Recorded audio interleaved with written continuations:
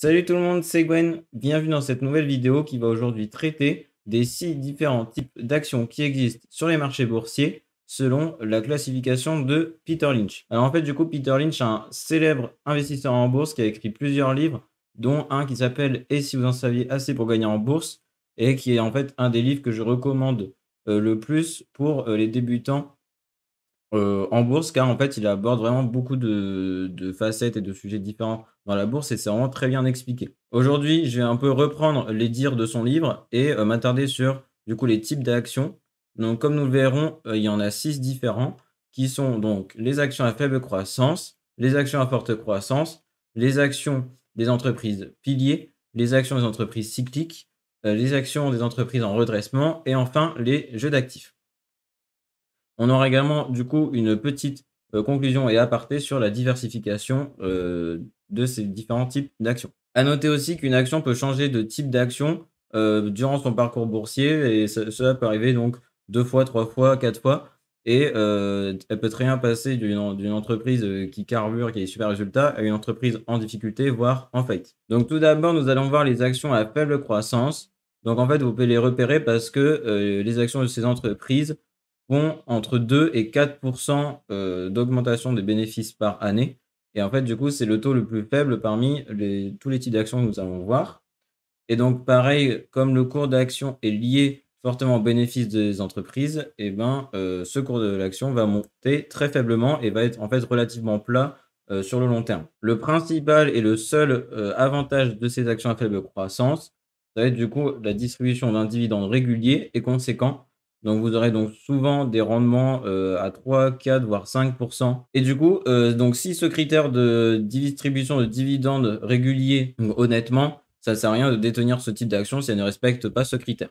Vous pouvez en avoir quelques-unes dans votre portefeuille, car elles réagiront moins, brutalement aux crises. Comme c'est du coup des entreprises qui donnent des bons dividendes, les investisseurs iront, se jeter sur ce type d'action lors de récession et par ailleurs aussi ces actions sont moins brutales face au marché de manière, générale. Elles auront des variations plus faibles à la hausse comme à la baisse.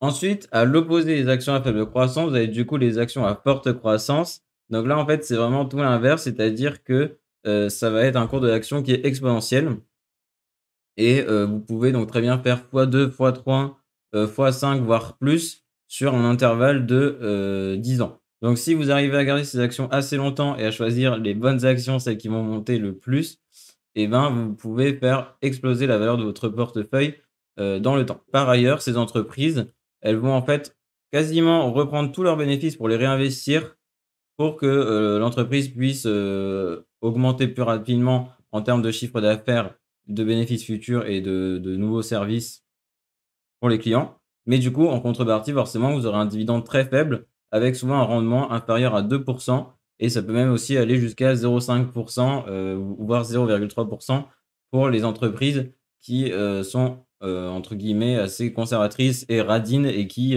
gardent tout pour leur propre croissance. Souvent, c'est soit vous voulez avoir un dividende stable et conséquent ou soit, vous voulez un dividende assez faible mais, un portefeuille qui augmente très, rapidement. De plus, l'augmentation des bénéfices de ce type d'entreprise est au minimum de 10 par an et des fois, ça peut même aller au-delà et faire même fois 2 d'une année à l'autre.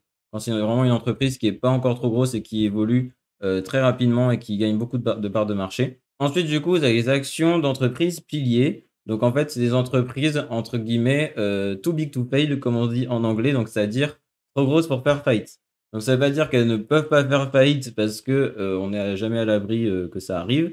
C'est juste qu'en fait, c'est plus rare, il y aura une probabilité beaucoup plus faible qu'elles fassent faillite. Souvent, ces entreprises piliers, ce sont toujours des entreprises avec des grosses capitalisations boursières et des grands groupes. Aussi, ce sont des entreprises avec beaucoup d'emplois, c'est-à-dire au moins, 100 000 emplois dans le monde et vous vous doutez bien que, s'il y a une entreprise qui est en grosse difficulté et qui risque de supprimer 100 000 emplois dans le monde entier que, l'État dans laquelle est implantée l'entreprise aidera, l'entreprise pour pas que ses employés, soient, licenciés et aussi, il y a certains autres pays qui aideront aussi potentiellement pour la main-d'œuvre qui est engagée sur place pour sauvegarder ces emplois. À noter que tout ce que je vous dis là, c'est un petit peu à relativiser parce que si on prend en compte le Dow Jones, donc qui est un indice américain, donc qui compte actuellement 30 valeurs Eh bien, à la création de cet indice en 1896, il n'y en avait que 12 et sur ces 12, du coup, elles ont toutes été rayées de l'indice. La dernière en date étant, General Electric qui était, rentré en 1907 et qui l'a quitté en 2018 sur, des longues périodes de temps. Soit en fait les groupes se font racheter, soit ils font faillite, mais du coup, ça finit toujours forcément par arriver, il y a toujours du changement en bourse. Donc, du coup, les entreprises piliers, elles offrent donc du coup une croissance assez intéressante. Bon, bien sûr, n'espérez pas faire, x4 en 2 ans, sur ce type, d'actions et si vous voyez que l'entreprise a des actions qui font, plus 50 en moins d'un an, c'est que souvent il est temps de vendre car ça risque de rebaisser peu de temps après et le cours va être, recorrigé par, les investisseurs qui vont vendre pour engranger une plus-value. Et donc, aussi en cas de krach boursier, ces valeurs seront considérées comme sûres, par les investisseurs et seront, privilégiées comme les actions à faible croissance. De manière générale, elles réagiront moins, face à la hausse du marché et aux baisses du marché. Elles auront un écart type plus petit. Ensuite, vous avez du coup les actions cycliques. Donc c'est des actions appartenant à des entreprises qui sont dans un domaine, cyclique et qui répondent du coup à des besoins qui suivent des cycles de consommation assez prévisibles. Comme par exemple l'automobile. Souvent les gens achètent des voitures tous les 3 à 4 années par exemple. Pareil, ça va être aussi des entreprises de loisirs, qui, agissent soit l'été ou soit l'hiver. Donc, du coup, elles auront beaucoup de bénéfices d'un seul coup en été et plus rien le reste de l'année, par exemple. Donc ces actions vont faire partie de celles qui sont le plus volatiles et si jamais vous arrivez à investir, tout en bas et à revendre quand c'est tout en haut, vous pouvez, engranger de belles plus-values, faire x3, x4, parfois et par contre, à l'inverse, si vous investissez au plus haut et que vous vendez au plus bas, vous pouvez perdre jusqu'à 80 de votre mise initiale. Donc, il faut faire bien attention au moment où vous investissez, c'est vraiment capital dans ce type d'action. Et du coup, en fait, il faut essayer de repérer où est-ce qu'on est dans le cycle, de savoir si on est à la fin d'un cycle de consommation, si on est au début d'un autre, si on est en plein milieu, que c'est surtout pas le moment d'acheter. Donc, en fait, il va falloir essayer un petit peu de prédire et d'anticiper un petit peu les futurs cycles de consommation. Vous pouvez donc lisser votre investissement sur ce type d'action en particulier, c'est-à-dire investir plusieurs fois dans l'année au lieu d'investir qu'une seule fois. Enfin, de cette façon, ça vous permettra du coup de lisser votre investissement et de pouvoir acheter certes plus cher parfois, mais aussi de moins cher certains mois s'il y a des grosses baisses du marché, ce qui vous permettra après de profiter des potentielles hausses en étant mieux positionné. L'avant-dernière catégorie, c'est les actions des entreprises en redressement. Donc en fait, souvent c'est une entreprise qui se portait très bien, mais qui rencontre plusieurs difficultés et qui, en fait, peut soit faire faillite dans les quelques mois qui suivent ou soit remonter et faire pareil x3, x4, x5 en très peu de temps. Donc là, pareil, ça va être des actions assez volatiles et risquées. Ça dépendra fortement du taux d'endettement de l'entreprise. Il ne faut pas qu'elle soit trop endettée parce que sinon elle ne pourra pas, s'en remettre, elle devra déposer le bilan. Souvent pour le ratio d'endettement, on a le seuil de 110.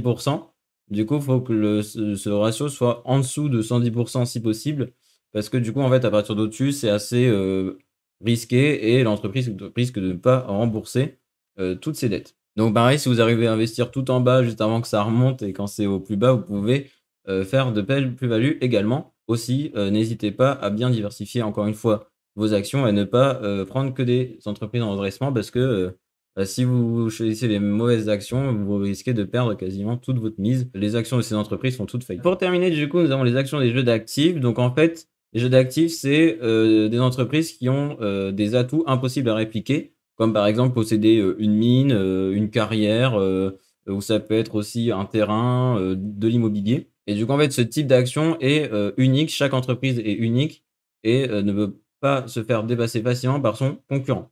Du coup, ce type d'action va être vraiment très intéressant si vous vous rendez compte que, par exemple, l'entreprise possède, 1 000 000 € en patrimoine immobilier, qu'elle est valorisée 4 fois moins. Ça veut dire qu'il y a une grosse plus-value potentielle et que ce type d'action est fortement sous-évalué.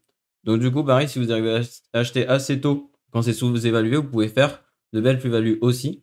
Et après aussi, tant que l'entreprise se porte bien et qu'elle a des atouts impossibles à répliquer, bah, ça peut être aussi intéressant d'avoir, des actions de ce type d'entreprise. Donc pour conclure, du coup, les actions à faible croissance et les actions de type pilier seront les moins sensibles face aux variations du marché. Lors d'un krach boursier, les investisseurs achèteront ce type d'actions en priorité, parce que c'est celles qui sont moins sensibles au krach boursier et aux variations du marché et qui offrent aussi un certain, dividende, stable en compensation. Ensuite, du coup, les actions cycliques à forte croissance, seront du coup plus sensibles aux variations du marché, mais peuvent vous offrir des rendements très intéressants.